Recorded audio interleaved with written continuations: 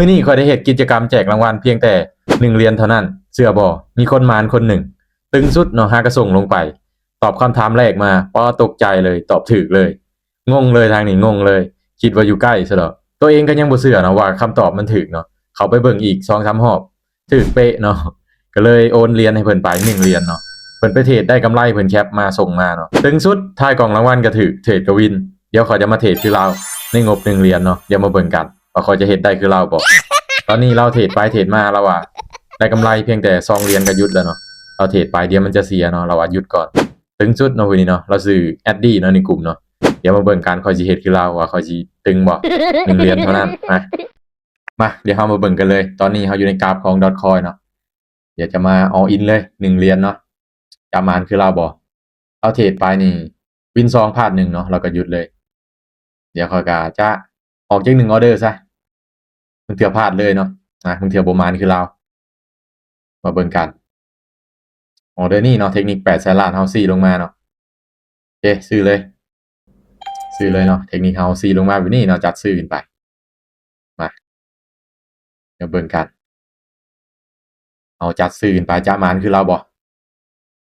เราเทรดนี่3ออเดอร์เนาะวิน2พลาด1เนาะแล้วก็หยุดเลยเราแคปมาเราว่าหยุดก่อนไปจังได๋เสียเราอะแล้วก็มีวินัยพร้อมเนาะตอบก็ถูกเทรดก็วินมานสุดมื้อนี้เนาะว่าจังได๋เดี๋ยวได้บ่ปุ๊บปึ๊บปึ๊บนี่มานคือกันจัดไปโอ้มาไปอีกบาทหนึ่งไปอีกหรือพอวะย่านแจบอยู่เด้อไปอีกเนี่ยมานเลยเด้อนี่ไปต่อย่านเป็นคนบ่มานอยู่มาจั่งใดสี่ลงมาเนาะเทคนิคเนาะ